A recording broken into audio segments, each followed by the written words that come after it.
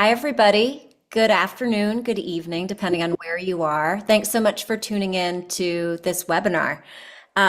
Big thank you to Color of Change, Working Families Power, and ACLU for bringing us together to come have a conversation about the power of the prosecutor. So my name is Insha Rahman. I use she, her pronouns, and I'm the Vice President of Advocacy and Partnerships at the Vera Institute of Justice, and I'm joined by a fantastic panel: Rachel Marshall, Jose Vernal, Kiana Johnson, and Monique Warell. So before I turn it over to each of our panelists to introduce themselves, say a few words, I want to start by just telling you a little bit about me and what I hope we get out of today's conversation. So I'm now at the Vera Institute of Justice. We're a national organization that works to end mass incarceration, restore dignity to people behind bars, and fight for safe, thriving communities. But before that, I spent many years as a public defender in the Bronx, New York. And as a public defender, standing there in court, often having to negotiate with prosecutors across the aisle for what at times was, somebody's liberty, somebody's livelihood, someone's well-being. You just have this sort of immense sense of how small you feel and how powerful prosecutors feel. And that's a sense, and the truth is that's actually not a reality, because when we hold prosecutors accountable, when we elect prosecutors who actually reflect the will of communities that care more about people in the system and making sure that we do everything we can to prevent crime and respond to crisis and stop violence instead of seek punishment and a conviction, there's actually a lot of good that prosecutors can do. And I'll share this as a former public defender, sort of once a defender, always a defender, I'm gonna always have a little bit of skepticism about prosecutors. And I think that that skepticism is A-okay, because at the end of the day, what we're talking about is power and using power for good and not harm, as too often for many, many years, decades, a prosecutor's office has often done in our communities. And so as we get into this conversation, what I'm excited for us to talk about is how do we elect and get prosecutors who actually reflect the will of communities that are truly reform-minded? How are those the folks who are in power?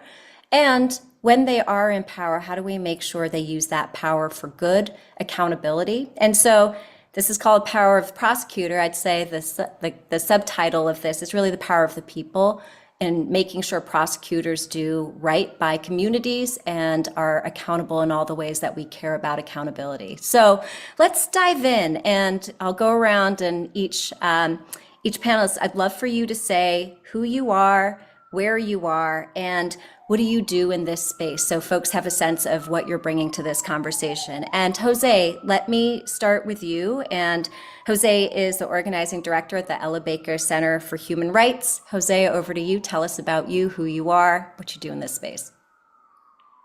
Yeah, absolutely. And thank you, everyone, for making time to join us here today.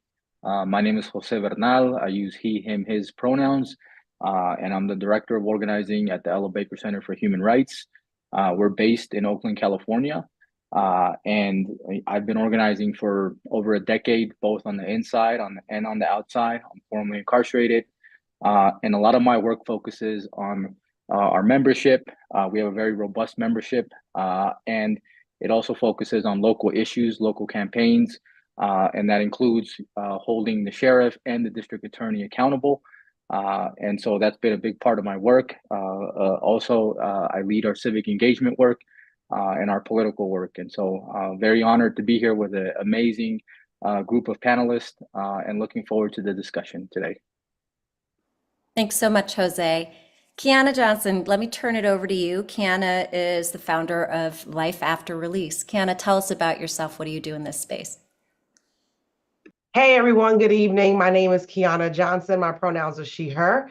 And I am the founder and executive director of Life After Release, an organization that is based in Prince George's County, Maryland. And we are organizing to build a post-conviction movement, identifying challenges and creating solutions within the criminal legal system. Our work is grounded in a vision for self-determination for directly impacted communities. And we have a very strong way of holding prosecutors accountable through our advocacy work, our court watching work, our participatory defense work, and where we understand, and myself particularly as a formerly incarcerated woman, the absolute power that prosecutors have and the ways that we, the people, one, need to be aware of that, and two, ways in which we can start to impact and have change around the prosecutor's office. Thanks, Kiana. And then, you know, we want to make sure that we have a discussion tonight where we're hearing from a number of different perspectives around the power of the prosecutor. And so Rachel Marshall, who's the executive director of the Institute for Innovation in Prosecution at John Jay College, worked at a prosecutor's office, knows this field intimately. Rachel, tell us about yourself and what you do in this field. Thanks so much, Insha, and thank you all for having me and everyone watching. And Insha, like you said, once a public defender, always a public defender. And I actually started as a public defender myself. I worked as a public defender in Oakland for about 9 years. And I really did experience, as you said, the power of the prosecutor and the helplessness I sometimes felt on behalf of my clients in watching prosecutors not have a full sense of what the community needed, what my clients needed. And so when Chesa Boudin was elected district attorney in San Francisco, I began working with him as his director of communications and policy advisor, where, for those who don't know, we saw a lot of fear-mongering around criminal justice reform that he was implementing and a false narrative. And ultimately, he was recalled. And now I'm fortunate enough to run the IIP, which works with prosecutors, experts, key stakeholders to bring everyone together and develop evidence-based strategies to building safe communities and promoting justice. So we hold convenings, we put out publications, we build strong relationships with prosecutors and community members, and really try to educate the public on the benefits of prosecutorial reform as well. So really excited to be here and for this conversation. Thanks, Rachel. And last but not least, State Attorney Monique Warell, State Attorney from, tell me the county. Again, I'm so sorry. I'll let you fill that in. But for many of you, you know Monique, and you know the incredible battle she's waging right now against sort of the thwarting the power of prosecutors. So we're very lucky to have her perspective in this. It's Orlando, Florida. Tell me the jurisdiction. I'm sorry. But That's okay. Thank you so much, Insha. And good evening, everyone. It is truly an honor to be with you. As Insha said, I'm Monique Warell, the elected state attorney here in Orlando, Orange, and Osceola counties. You might have gotten the Orange, but the Osceola is a little tough for most people. Here in Florida, where all of the bad things happen first before they go everywhere else in the country, unfortunately. So for those who don't know, I am the elected state attorney, and the reason I use the term elected before state attorney is because there are currently 2 state attorneys here in my jurisdiction. I, the elected one, and another guy who will remain nameless, the appointed one. And he was appointed by the governor when I was removed from my office unjustly back in August.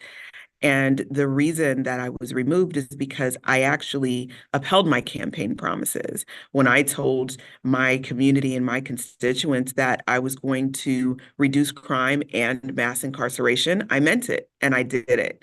And the leading line in the governor's executive order suspending me is that I incarcerated fewer people than any other jurisdiction across the state. So I wear that as a badge of honor as a former public defender turned prosecutor, that I was able to actually say what I meant and meant what I said when I was on the campaign trail. And I think that that's really important when it comes to holding people accountable, is looking at what promises they make and how good they do in fulfilling those promises. Here in the state of Florida, it's a battle. Progressive prosecution, criminal justice reform is a battle, and one that I have signed up to fight yet again. Thanks for that, Monique. And as you can see, there's just an incredible diversity of expertise and experience and perspective in this panel. And I'm really excited for us to dig in. Before I start with the first question, one of the things I want to say is part of the reason we wanted to make sure we have somebody who is an elected state attorney, elected prosecutor, folks who work to hold prosecutors accountable at the local level, folks who work with prosecutors to make sure that they're using their power for good, is that ecosystem where there's different lanes and each one of them are really important is very clear in this moment where prosecutors are under attack across the country if they run on campaign promises where I am not just about safety, but I am also about justice, and actually make good on caring about things like racism and addressing inequity and responding to what the communities who put them in office want. And Monique, your story is such a powerful example of, how we need to keep building power so that we can protect the prosecutors who are doing right. And we also need power to make sure that prosecutors who aren't doing right are held accountable.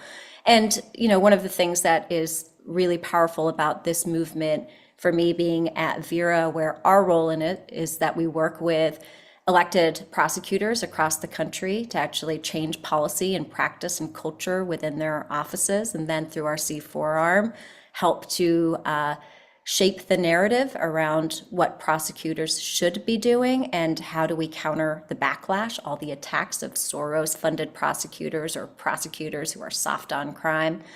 And what we know from the other folks who are here is how do we get a full sense of that ecosystem, and where do we need to keep investing, working together, collaborating, and folks like Working Families and Color of Change, ACLU, between all of us work on the electoral side, on the side of accountability, on the side of sort of growing power, base building, organizing. So I just want to be really clear that that's why you're seeing this diversity of perspective on this call, is because each lane in that ecosystem is necessary and important and vital. Folks within, folks without, folks pushing, folks holding folks accountable, all of that is just so important to this. So that helps to sort of turn to the first question, and any of you please jump in if you feel inspired with an answer, which is, why should there actually be a specific focus on prosecutor-related advocacy and strategy? And what does the reform-minded prosecutor movement refer to? What does it actually mean for you from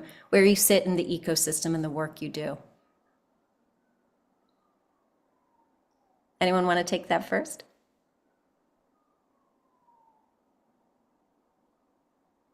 All right. Yeah, go for it, Rachel. I was about to start voluntolding people. Go for it. I'll save everyone from that. So I think, as I think we all touched upon at some level, prosecutors have immense power in the legal system, more so than really any other player.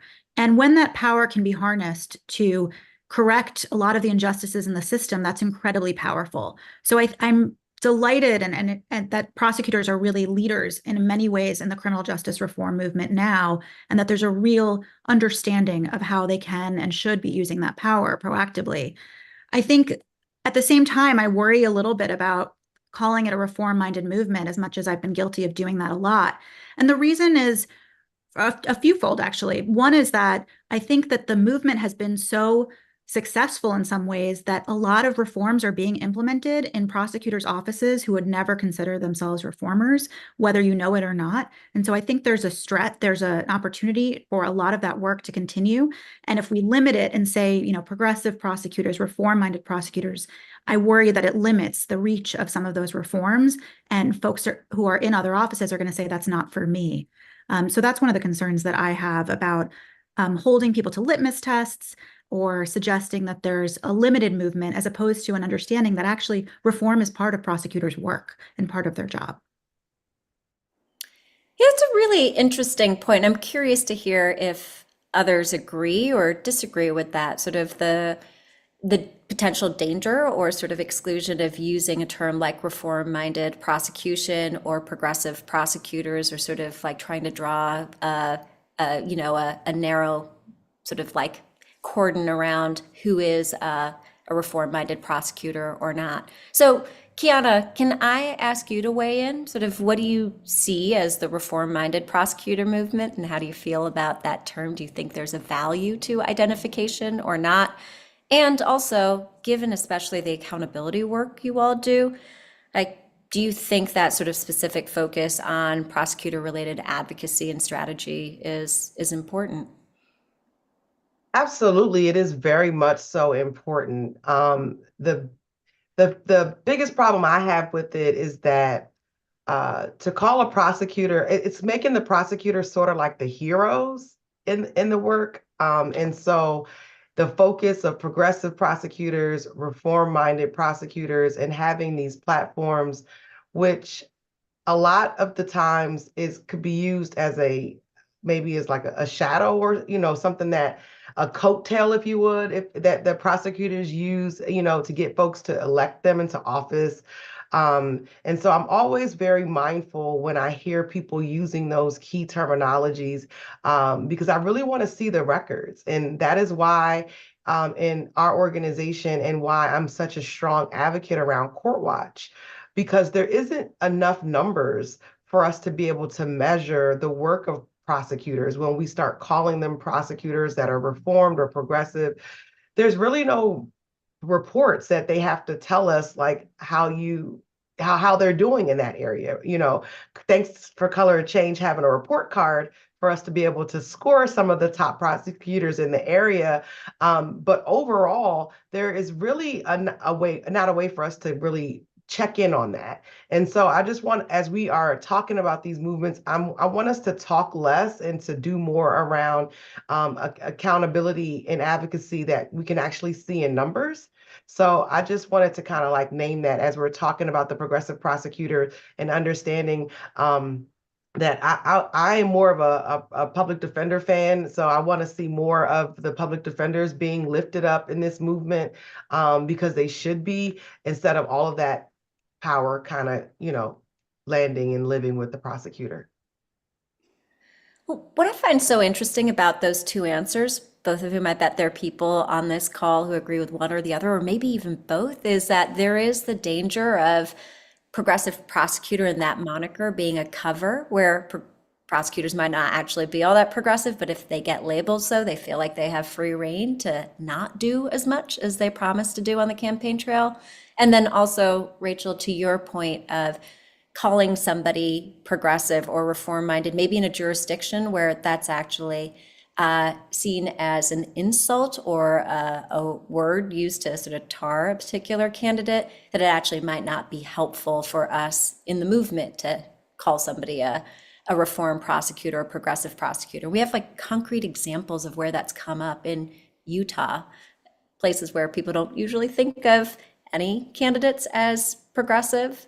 There was a DA for one term who embodied for Utah some more reform-minded policies, and then basically had that used against him when he was running for re-election and lost. So like it's really complicated, right? But Kiana, I think your point is so real of there's a worry about cover and letting people off the hook for real accountability as well. Monique, would love to hear your perspective on this. And then Jose, please, I saw you unmute, so go dig in. Yes, I would love to jump in there. Thank you. So I'll tell you that in Florida, the term progressive or reform prosecutor is a target. And I saw a map at the beginning of the year in 23, where some party had created this map of reform prosecutors, and they had X's on them as if it was their intention to ensure that those prosecutors were eliminated and removed. The governor of Florida actually used that as a talking point on his campaign trail, bragging about the fact that he had removed two of those Soros-backed, progressive prosecutors. I saw something on the news yesterday that talked about rogue prosecutors. So what I found myself doing is using those words less. And to Kiana's point, doing the work and letting people check my work and worrying less about the terminology that was used to describe my work, because in some groups it was looked at with cynicism, right? You say you're a progressive, show us. And then in other groups, it was looked at as, oh, you're one of those people, we're going to target you. So I think that it's really important to let people's actions speak for themselves, ensuring that we have a whole understanding of the process. And I hope we'll have some time to explore that a little bit. later in the discussion, but letting people's work speak for themselves and not putting labels for all of the reasons that have been mentioned thus far. Yeah, and I'll just add to that. I wholeheartedly agree with that. I think the term progressive or reform-minded prosecutor is a fairly new concept, that we're grappling with, and I think it's subjective. And I'll use a very real, concrete example. In San Francisco, there was a district attorney, George Gascon, who, by all accounts, and I'm from San Francisco. When I was there, we didn't really consider him a progressive district attorney. But then he moved to Los Angeles, ran for DA, and now he's considered a progressive district attorney. And similarly, I can tell you the former district attorney in Alameda County in Oakland, that person, we never considered them nowhere near reform-minded. But if they were to move to a very conservative state, I think most people would consider them progressive. And so I think there's some political nuances with the term. But ultimately, I think to Monique's point, it's about the work. It's about what are you doing to bring people home? What are you doing to end mass incarceration? What are you doing to stop the racial disparities that we see in the criminal justice system?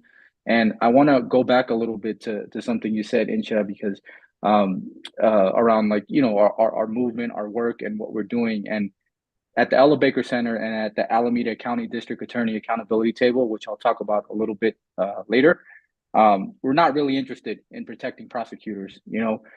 We see prosecutors, even if they're reform-minded, well-meaning, we care more about the issues, right? That's what matters to us. And so it doesn't matter who holds that office. It's about the issues. It's about the policies, the concrete policies.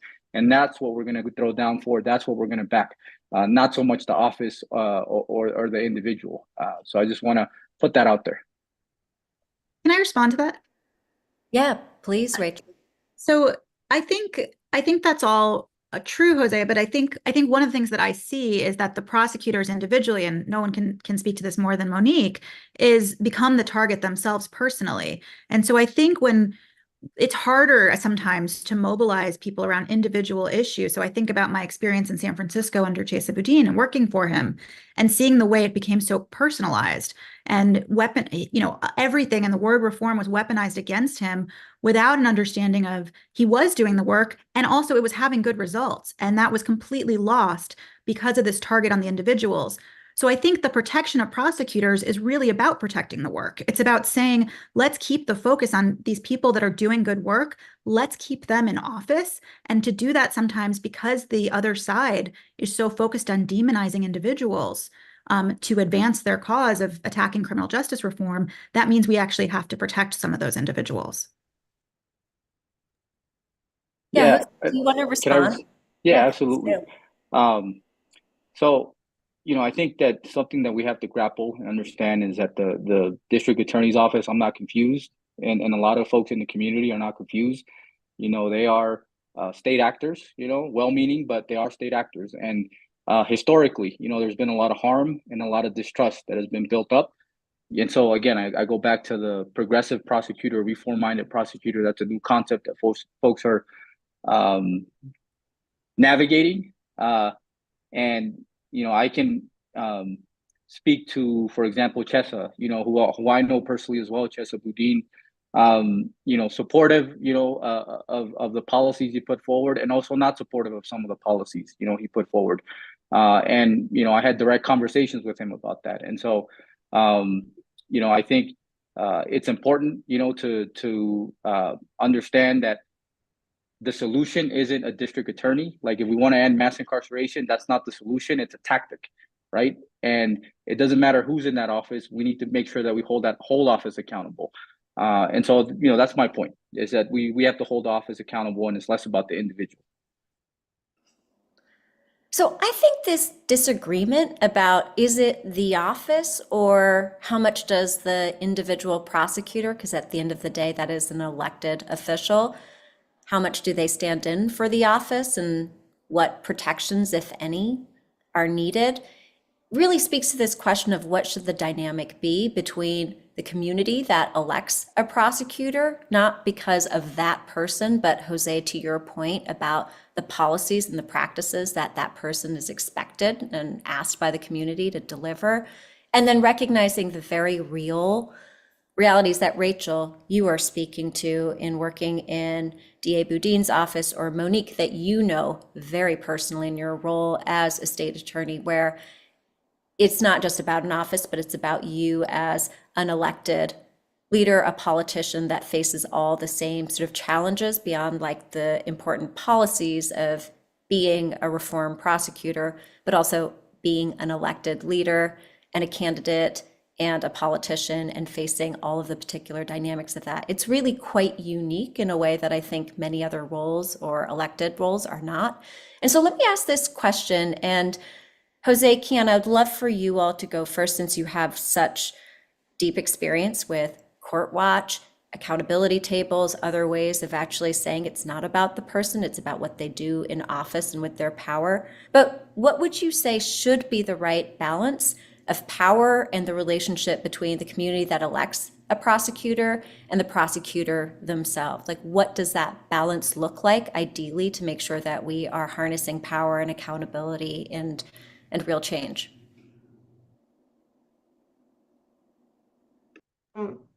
I'll start, and I think the first thing that comes to mind for me is that I can think of is the policies for sure. I just want to like say, Jose, that I see both sides, as the Rachel and Jose. We definitely have to change the policy on a large scale, that prosecutors' main goal is not to jail someone, and making sure that we are actually honing in on that.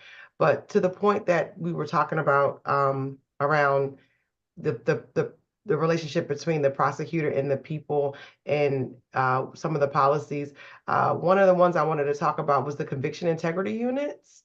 There was a real uptick in those in certain jurisdictions. And with my work at Life After Release, we really pay attention to post-conviction matters. And the relationship is that I think folks are forgetting that there are about 2.3 million Americans that are actually in cages. And so we can have a real honest conversation and really start with the prosecutors that are coming into office now. But we should also be having the conversation about those prosecutors that were in office when Bush and some of those other presidents were in office, Reagan, Nixon, and others. There's still people sitting in prisons from those administrations. And so we should really be also holding them to account for a lot of the post-conviction matters, and getting folks home, and talking about that in a real way, and having very transparent processes and ways for folks to bring their loved ones home out of cages. Kiana, I love, Um, oh, I was just going to say, I really appreciate that point of it's not just what the prosecutor presently does, but how can they use their role to undo some of the harms of previous folks in that role. I think that's a really important point. Jose, I'm sorry I cut you off. Go for it. Yeah, no worries. And I definitely see the other points, and I think in our movement, there are different folks that play different roles, right? Inside, outside, pressure, and I think, I speak on behalf of the Ella Baker Center, right? And for us, it's really important to have trust in the community. It's really important to have those relationships. And so we're interested in building outside power. Sometimes we play the middle person too, and that's great. In terms of what kind of relationship we should have, I'll just speak from our perspective. Is we're not interested in being close to power. We're interested in holding power accountable and building power. That's what we're interested. And so, in organizing, there's an old school it's called relationship organizing. Which basically you have influence, and that's power. And I'm not dismissing that. That's some folks, some organizations, some groups do that. But I think that the relationship we should have with the district attorney is, being ready to hold them accountable, and also being ready to congratulate them, when they do something good and have their backs. And so, again, a very real concrete example, recently in Alameda County, DA Pamela Price, who's facing a lot of criticism, a lot of pressure, a potential recall, decided not to prosecute kids, and she's keeping true to her promise to not prosecute kids as adults. And so, the DA accountability table, Color of Change, played a big role in this, put together a press conference, rally, brought the community out, brought speakers, and again, this is an example of us really getting behind the policy right? And when we do that, we're also supporting the candidate. You know, we're also saying, okay, this is what you said you were going to do. As long as you hold true to that, you know, we're going to back the policy that you put out there, and that's how we give you cover. You know, but by that same token, we don't want to give the impression that we're in some kind of relationship with them and we're not going to hold them accountable, because that's not going to happen, progressive or not. Monique, I feel like that's a really good opening for you, given like what's the relationship that you have with the community that elected you, and also what's the relationship you wish you had, given how tough since last summer it's been after the removal, and you know, still fighting to take back the role that the community elected you to.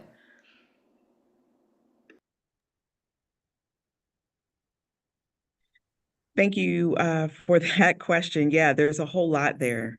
There's a whole lot there to be said. So first, I want to go back a little bit in the conversation to the point that prosecutors, elected DAs, we can't end mass incarceration. Jose, you're absolutely right. That's not within our power to do. To be a prosecutor, we do inflict some of the harm that many of your organizations are trying to stop. When I got into this role, I looked at it as reducing harm.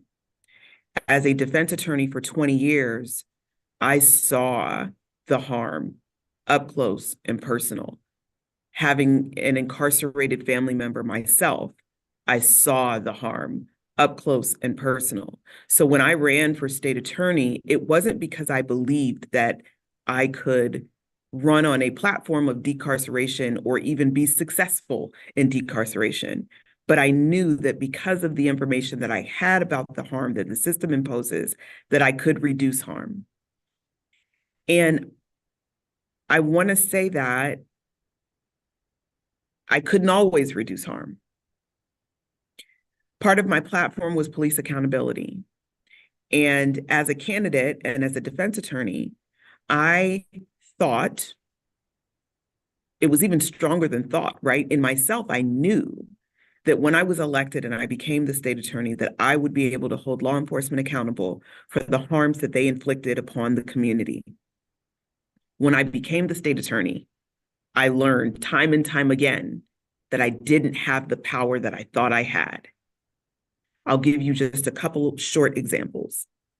There was an incident where a school resource officer who was a law enforcement officer body slammed a young girl on her head in a school. The video went viral, so many of you may have seen it. You saw her body lifeless hit the floor because she went unconscious after he body slammed her, breaking up a school fight. As a mother of a teenage boy who was in the public school system, I was devastated, I was infuriated, and I wanted to hold that officer accountable. I knew that we were going to prosecute that cop. And when my team investigated and we reviewed what the law said, we found that that officer had essential immunity from prosecution because the tactic that he used was a trained law enforcement technique called a takedown that law enforcement officers use when they are trying to bring someone into submission. And that the legislature in this state did not see fit to implement a different set of rules for officers within a school system dealing with children than they would use on the street dealing with individuals. So while we wanted to charge the officer, there was nothing that I could do. There was nothing that I could charge him with. There was no available law to me because it would have been a battery, right? But you can't bring charges against a law enforcement officer who is in the lawful execution of a legal duty. And because the technique that he used to bring this girl down was a trained law enforcement technique, I could not bring charges against him. So I had to let him go. The community was outraged, and I understood because I was outraged.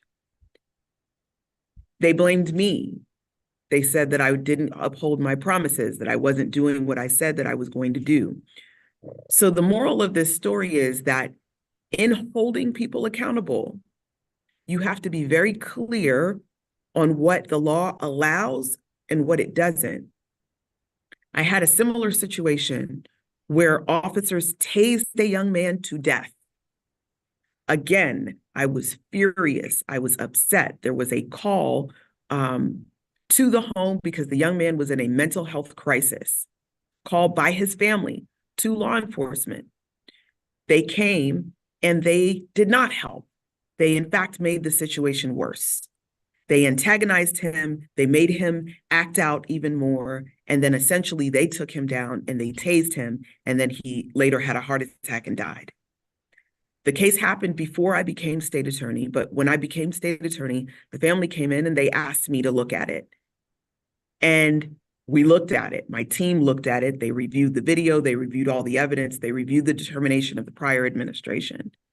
But ultimately, what I didn't know when I ran and what I learned there was that Florida has a statute that specifically provides immunity, civil and criminal, to a law enforcement officer who uses their taser. So no matter what the consequence of the use of their taser is, if they are using it within the lawful execution of their legal duty, then they are immune from criminal and civil liability. So I could not charge the officers. And again, they blamed me. There were headlines about how I failed the community. There was protests outside my office asking for my recall because I failed the community. So I agree, accountability is necessary, and there should be organizations looking at the work. But what I'm saying is, you have to know the difference between what the prosecutor does or doesn't do because it's not within their authority to do so, and what they don't do just because they don't want to, or what they do because they want to. And those are very real and different things. And I just think it's really important for the organizations who are on the outside rallying the community to make sure that they get it right when they take a position on something. Hey, Monique, it's really powerful to hear sort of from the inside perspective, like what goes on behind a decision and then how it looks externally. And I gotta say this, as a reformed lawyer, recovering lawyer, there's always this question I have about, like, there's the law and then there is what is just and right. And we all know those two things are not one and the same always. And those two examples you point out are where the law and justice are not one and the same. And it really sort of, I think, begs a question. We don't have to answer it here, but I just want to put it out there, which is, because an elected prosecutor is also a politician, like, is there value to signaling things, even if you know this isn't something that I can uphold or that will necessarily move forward, but just to be able to use the power of the position to signal, like, I hear you, I care, I will push this as much as I'm able to in that role. But I really raise it to say, one of the challenges of prosecutors that I see is that they're lawyers and there is the law, and oftentimes the law is not synonymous with justice at all.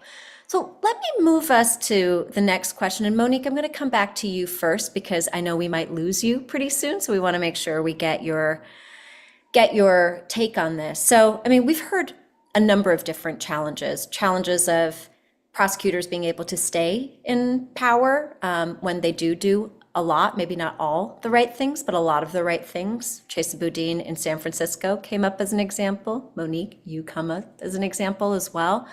And then the challenge and the hardship of actually, once prosecutors are in office, holding their feet to the fire and accountability. And so I would love to hear from each of you is, what do you see? And keep the challenge part, the problem, short, because what we really want to hear is what you think the fix is. But what would you say is the biggest challenge from where you sit in the reform prosecutor movement right now? And what's the fix, the solution that you want to see that you're working on? And so Monique, would love to start with you. I know you said keep the challenge part short and the solution part longer. I don't know that I have solutions, but I can tell you that the challenge is the law. Going back to the statement that you said, right? The challenge is the law. And in at least one of those cases, that's exactly what the family wanted me to do. They wanted me to file charges anyway, even though I knew that I could not move forward. And as an attorney, as an elected prosecutor, I have an ethical obligation.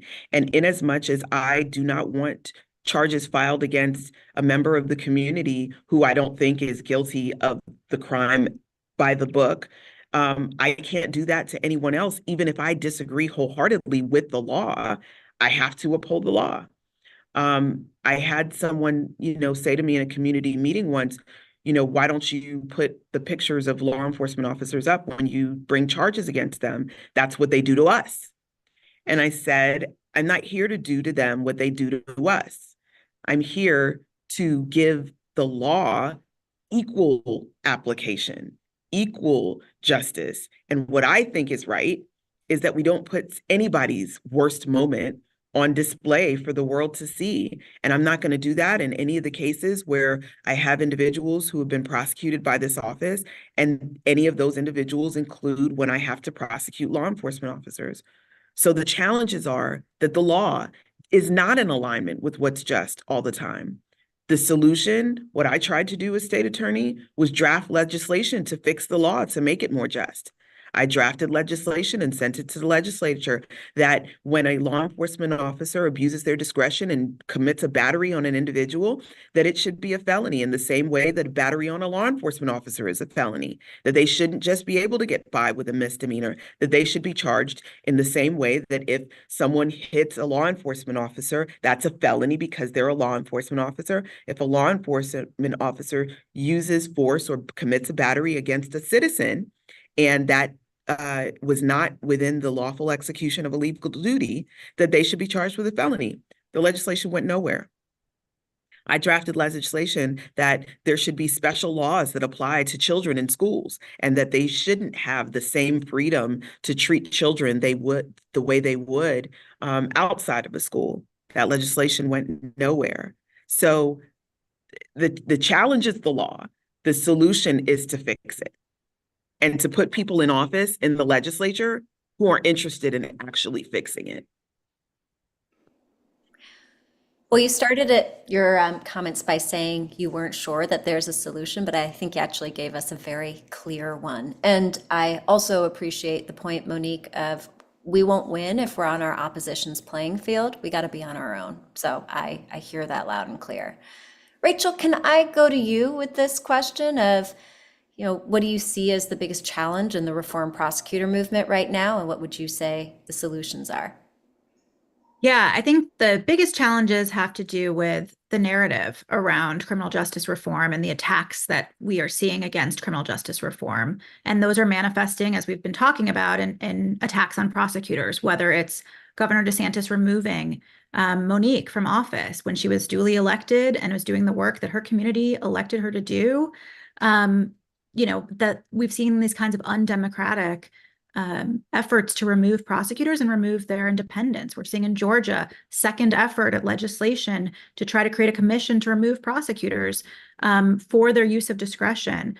And they're only targeting reform-minded prosecutors. And I should mention, because I don't think it's been said, it's mostly women of color and people of color who are being targeted by a lot of these efforts. So I know we were just talking about Chesa, but so many of these efforts, and particularly in states like Georgia, and Florida, we are seeing Black women in particular being targeted as individuals as an effort to go after reform. But I also think there's a larger problem around messaging and a narrative around even quote unquote progressive places where there's a false sense that reform drives crime that's not supported by evidence. That's actually the contrary.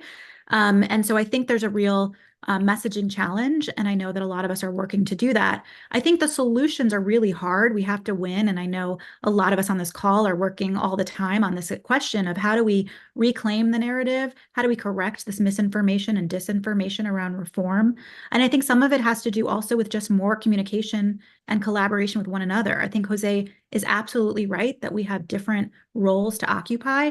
I also think there's a real benefit sometimes to collaborating and sharing and listening to one another's perspectives and really strategizing on how we can correct a lot of that narrative in each of our lanes.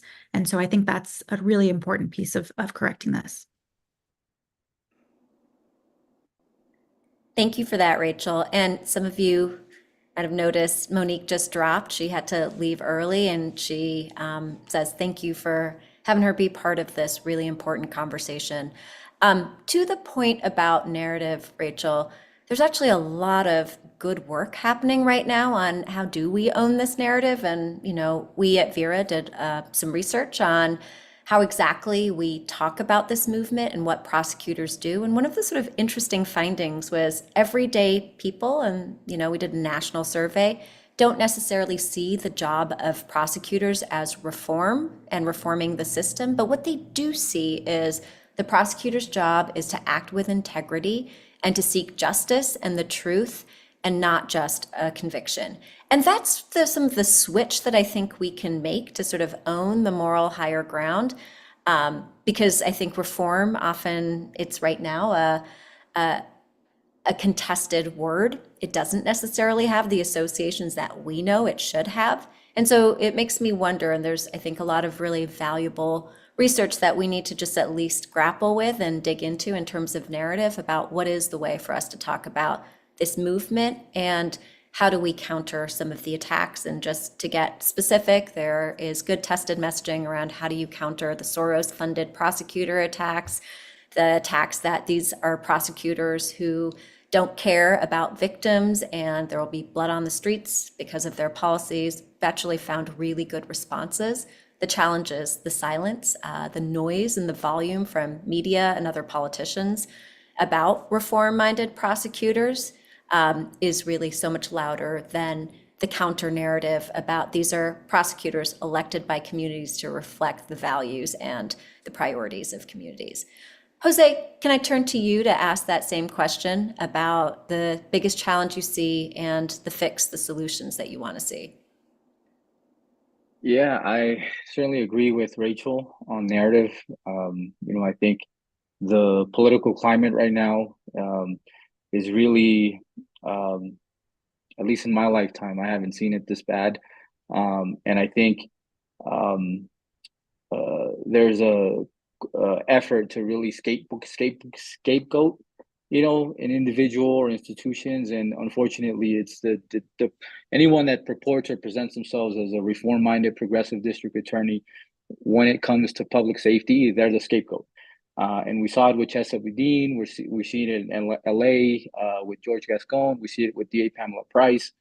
They're the scapegoat, and you and I and everyone else here knows that it's illogical to put sole blame or sole responsibility of public safety on a district attorney. We know that there are other factors that play a role. We just got done with we haven't gotten done. We're still in a pandemic, right? I'm sorry, not pandemic, COVID-19, and we're still grappling with a lot of the things that cause issues of folks experiencing poverty, issues of folks not getting their needs met, and all of these things drive crime up. We know that.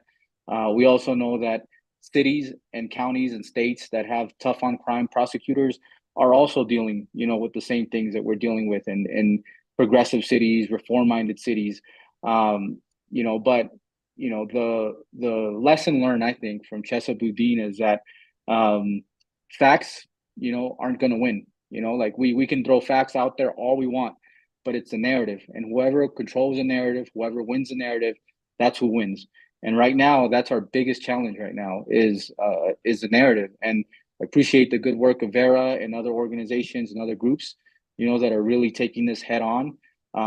But it is something that worries me because, again, and it's not just with the DA's office.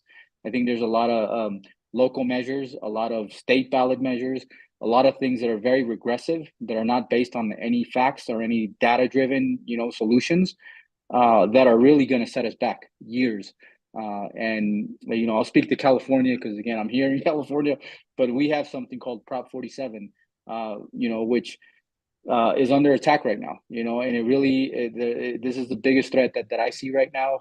We have a potential ballot measure, that we're going to be fighting. And so, yeah, that's the biggest challenge I see is the narrative. So. Jose, one thing that I think is so important in what you said is, there's a lot of examples like the Floridas and the Georgias of these regressive sort of tough on crime rhetoric and, sort of zeitgeist, but it's actually not just the places that we think of as more conservative. It's also the Californias, the New Yorks, and you see it and you feel it sort of in the air. So I think that's a really important point, that there's no place that is immune from that backlash.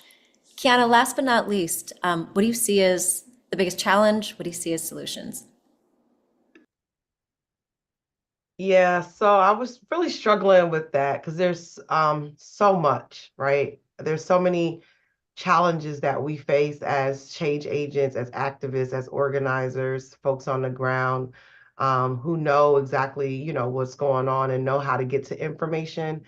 But I landed on data and information being our biggest challenge, and really understanding, what the prosecutors are doing and in what cases. So that's the biggest challenge for me, in not understanding or not being able to know exactly what it is. If a case doesn't make the news, then or you're not court watching, or you're not doing participatory defense like we are in Prince George's County in my organization, or you don't have a table like Jose does in California, a prosecutor accountability table, then how are we really measuring our success in these offices, and how are we actually holding them accountable? We don't have the data to do so. In addition to that, I believe that we need to change the actual the makeup of what prosecutors' offices do. We need to flip that on the head and be able to say, okay, how many people did you keep out of jail? How many people went to diversion programs, and start to reward those measures? And when prosecutors do those things, instead of getting, their measure of success is how many people they lock up. That's how they get to the next position, is, how, their caseload and how many people they're able to put into prison or to jail. We need to change that as a people. We need to change it through policy. We need to change it through ensuring that we're able to monitor and measure that. And so that for me, that's always been a big challenge. And as a person who's gone through the system myself, I felt like I was all alone and no one knew what happened in my case, right? Like, how do we understand and get to know those things? So we really do need to find ways to have data and reports that are coming out of the prosecutors' offices so that we can actually see what's going on. And last thing, the line prosecutors. We're talking about the elected ones. They very rarely are the ones going into into the courtrooms. And what we've noticed in our court watching is that our line prosecutor, our elected DA may say one thing and may have a platform that they ran on.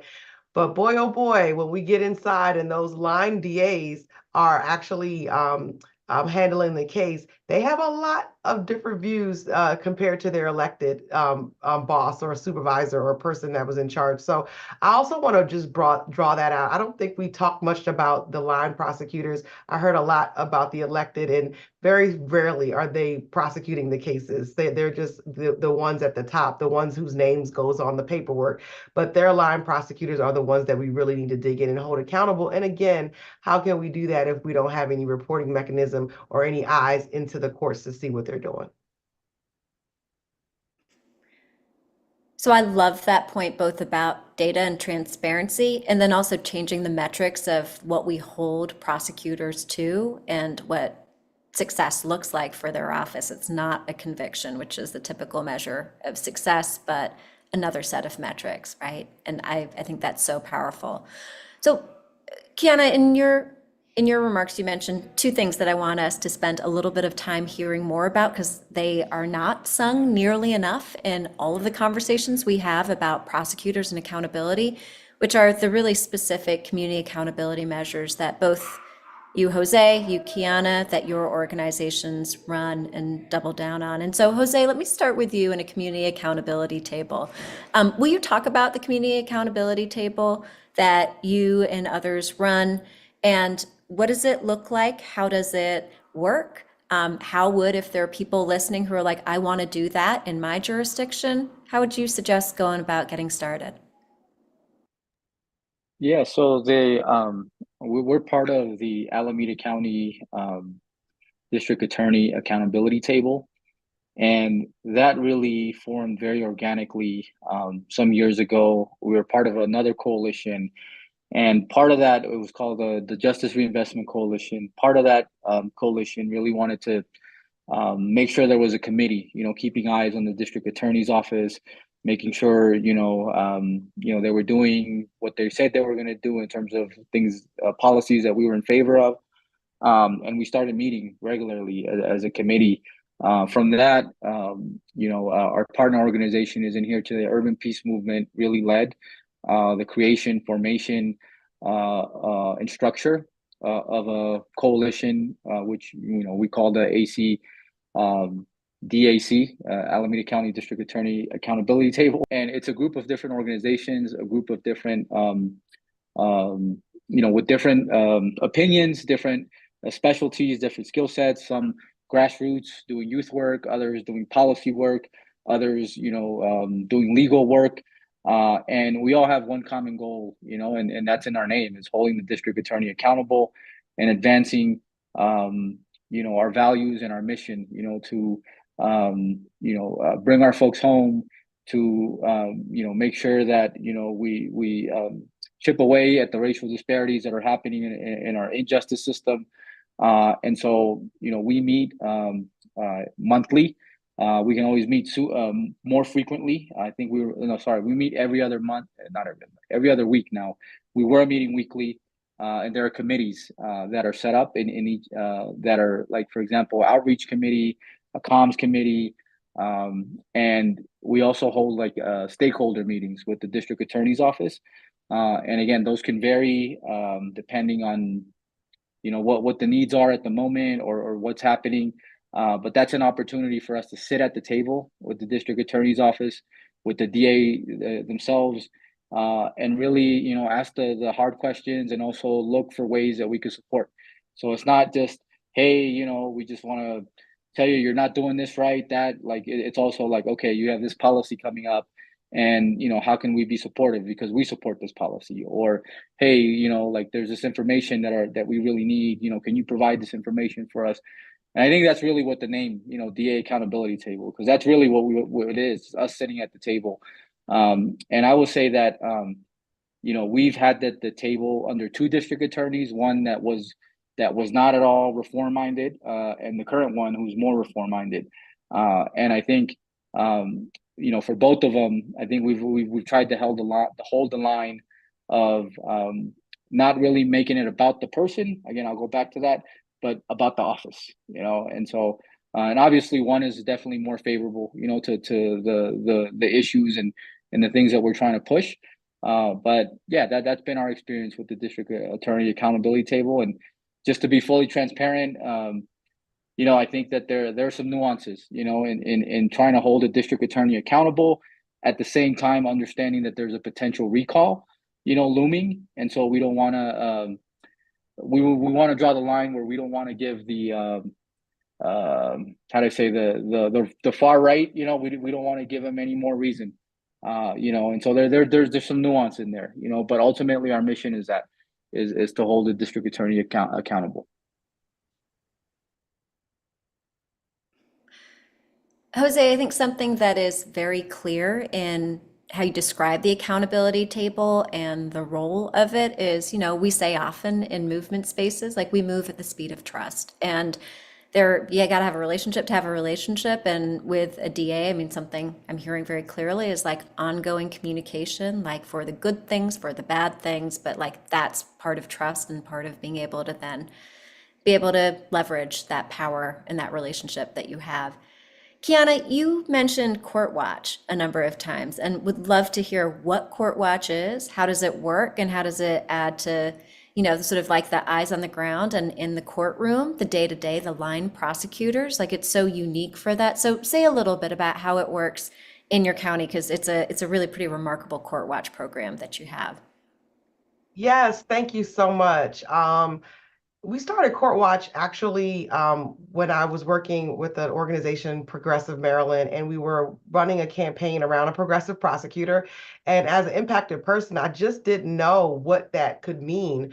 And I had questions, and we were asking on the forum, on the questionnaire that we had for the prosecutor, exactly, to tell us what they would do if they got into office. And all the prosecutors that were candidates said wonderful things, and I just didn't understand how we could measure that. And so as a project, we decided to just do some court watching to like bring the community into the court and to also see exactly what the prosecutors actually did. I knew what they did as an impacted person who's actually been on the other side of the defendant table, but I don't think that the many people in the public actually knew what prosecutors did. And we were asking people to vote for a progressive prosecutor when 90% of citizens don't understand their job or what they actually do unless they have to come in contact with them. And even then, they don't know. So we started the Court Watch project in Prince George's County in 2018,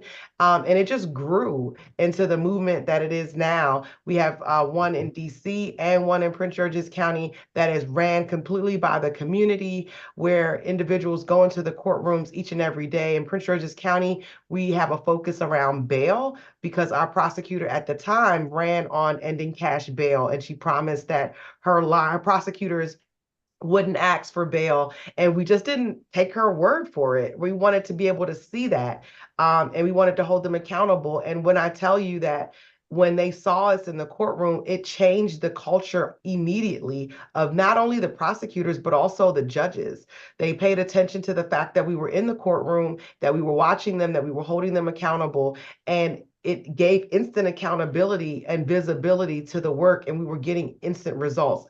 And as a result of court watching the court since 2018, in Prince George's County in particular, we have been able to see those line prosecutors go from asking for bail to basically saying on record, I cannot and I will not ask for bail in this case. And we know that it simply is because that we are sitting in the courtrooms watching them, and they know that we will go right to the community and tell them that, which prosecutor, what date, what time, what case that they were asking bail for. And it didn't sit well with them. And so we were able to hold them accountable, and being able to do that. And it's also a way for the community to go into the courts and actually see outside of jury duty. Most people just don't know what goes on in a court, so mysterious inside of courtrooms. And so court watching is our way for being able to bring eyes from the community into the court, hold them accountable in real time, and being able to have real time results. I love that concrete example of bail and actually making good on not requesting money bail, not because of, some campaign promise, but because there were literally eyes on the ground in the everyday. That's such a powerful example. So I see a whole lot of questions, reactions coming up in the chat. We're only going to have time perhaps for one or two of them. But here's one that I want to start with, and feel free, any of you who want to jump in and answer. So Leon Farquharson submitted a question. What's the best call to action for allies, professionals in the field, and those looking to get educated to assist people experiencing reform in the prison system or people who are recently released? So how can we help allies, folks in the field, people looking to get educated on like how to actually help people who are inside and help people coming home? Anyone want to take that first? I can start. That's a great question. And I said it earlier, I'll say it again, there's a space for everyone in this movement. If folks have time on their hands, great, volunteer, sign up, become a member, look at different organizations that are doing the work in your community. And other folks, maybe all they can do is write a check, to support. Like the movement needs to get funded too, and so if that's how you could show up, great. You know, a lot of yeah. So that's where I would start. You know, and there are different communities, different groups are holding down different campaigns. You know, and some of them may not necessarily be around DA specifically, but they might be around the campaign on shutting down a prison or reducing the jail population number or holding law enforcement accountable, you know, in general. And all of those things are related, you know, and so get involved, you know, and you know, and I think there's a place for everyone in this movement. So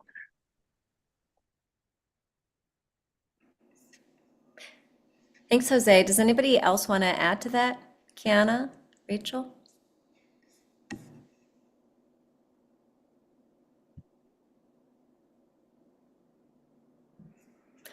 Well, I can add to that to say one of the things that I do a lot of in my job at Vera is figure out how to get people who have never had the incredible misfortune of experiencing this system to understand just how devastating and brutal it is, and that that's not an accident, but that it's designed. Like the process really is the punishment. And it's court watch and just bringing people down to court, even just for half an hour, because the thing that most people don't know is courtrooms are public spaces. There are spaces.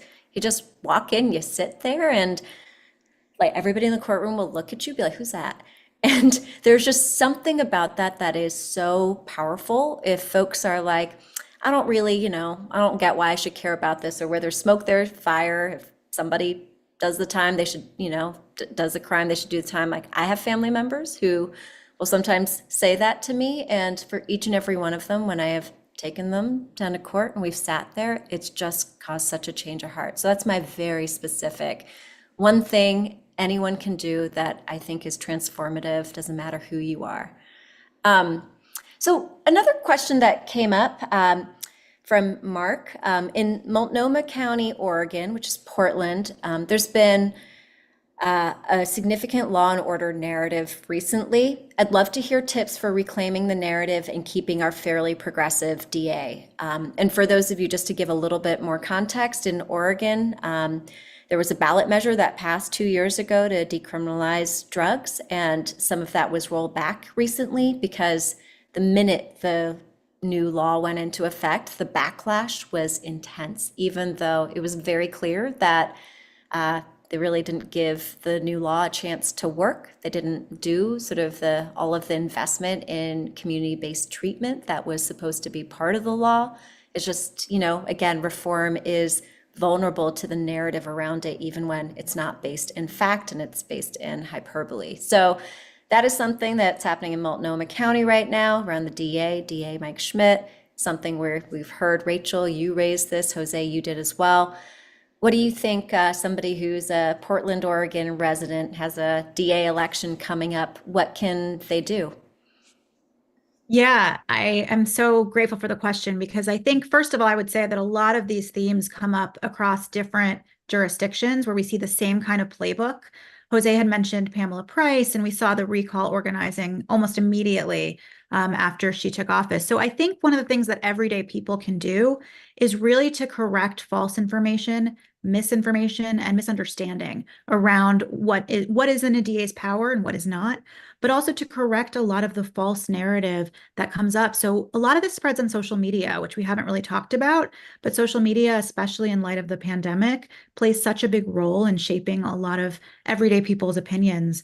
And so I think correcting some of that, engaging with Nextdoor, whatever kinds of sites where you're seeing misinformation or things blaming a DA for something that wasn't in their power, falsely asserting facts that something has led to crime when that is not true, misrepresentations around what happened in a particular case. It's so helpful to just talk to your neighbors, talk to people around you, correct things on social media, write letters to the editor when you see information being misrepresented or only one side of a story. And the other piece is to talk about the positive work. So learn more about what you can lift up and some of the success stories of what have happened due to positive reforms that have been implemented. So I think to create real narrative change, we need everyone to really combat the false information that's out there and talk to their communities face to face and online.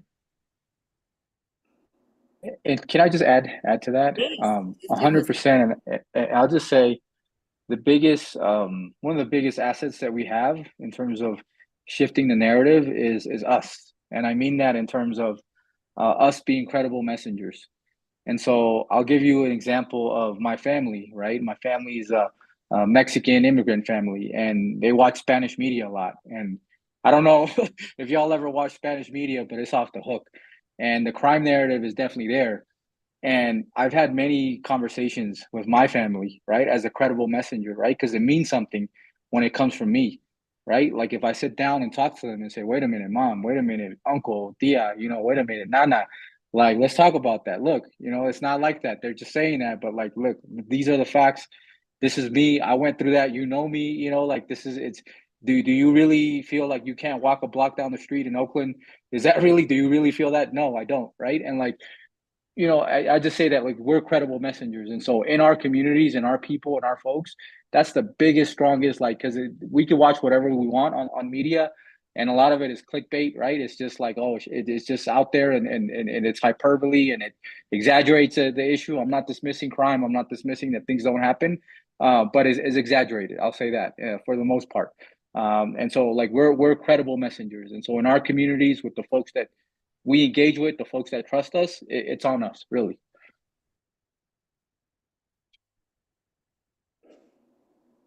Kiana, were you going to jump in? Just organize. We got it's one of the oldest tactics. It was used by Dr. Martin Luther King, Rosa Parks, all of our leaders. Organize, organize, organize. Find new and innovative ways to continue to organize. The only way that we are going to be able to continue to see changes is that we continue to have demands and that we do that within the power that we have as the people. And I think that, Jose did a good job of explaining that. And there was what's county was it, Oregon? Oh, they said they wanted to keep their progressive DA. You're not going to be able to do that without power and people, right? So continue to organize your church, organize your schools, organize your your doctor, and whoever you can organize and talk to, get folks organized. That's the best I can say.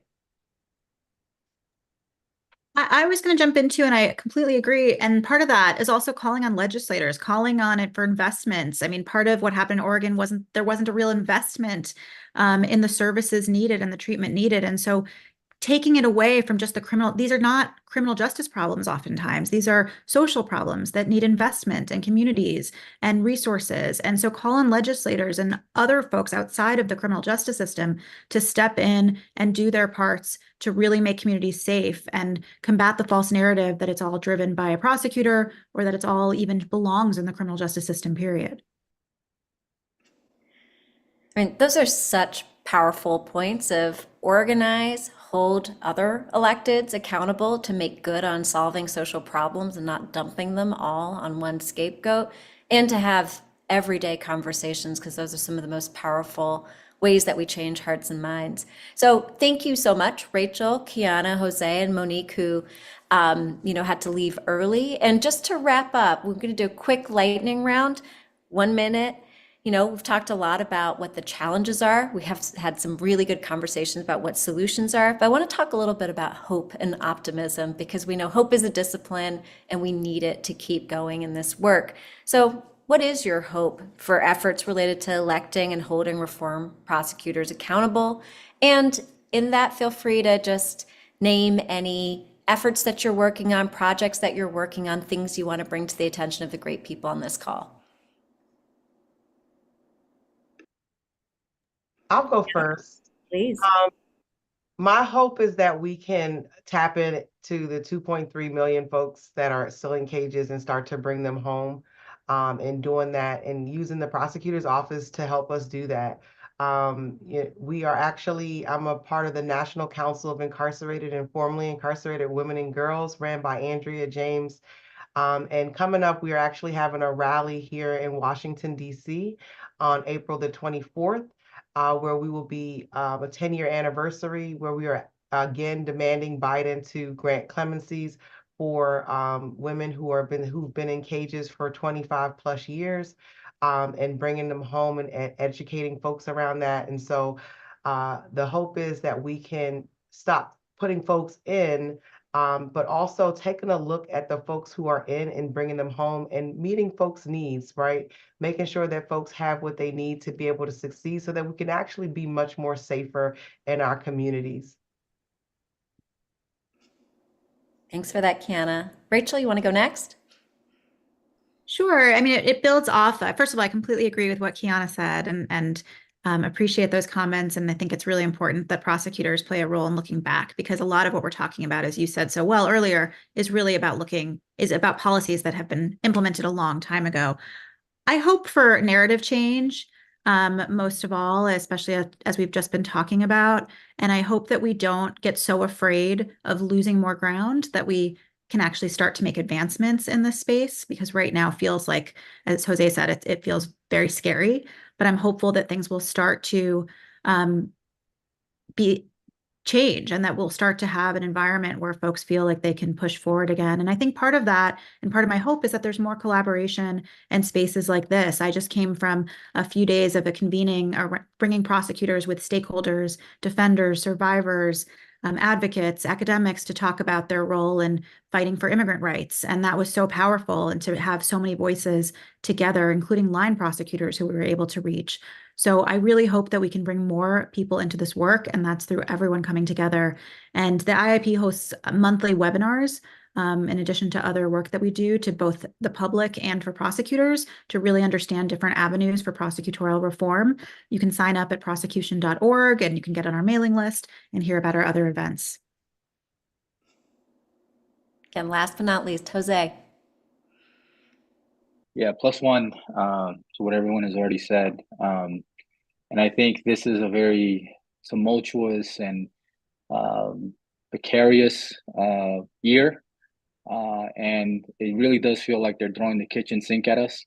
But, whether we look at it on a macro level or on a national scale, I think we've been here before and we've prevailed, and so my hope is that enough of us, we'll see reason. Enough of us will see what's at stake, and humanize, our currently incarcerated, formerly incarcerated, systems impacted folks, and understand that the system is flawed, that the system doesn't work, that the district attorney's office and to Monique's point earlier about the laws, they weren't designed for us.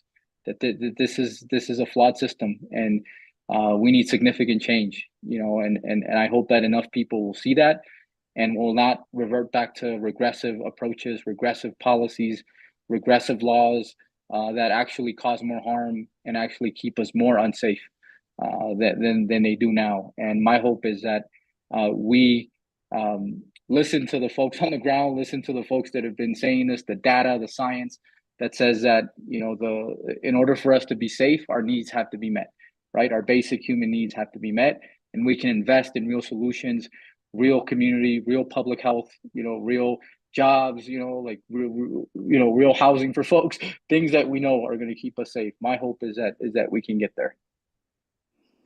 So what I love about this last piece is we're not ceding ground on the thing that we are always attacked for, which is safety. Like, we know what it takes to keep us safe, and we're owning it and leaning into it. And what I want to just remind everybody of is the reason we are facing these headwinds is because we're actually winning. Not just around prosecutors, but what I mean is we're winning to make ourselves more free, more safe, more just. We've got a long ways to go. And I thank you, Jose, Kiana, Rachel, Monique, for being part of this conversation, and to our friends at Working Families Power, Color of Change, and the ACLU for hosting. Thanks so much, everyone. Really appreciate you hanging in there on a Thursday evening, afternoon for this conversation, and much work ahead. Take care. Good night.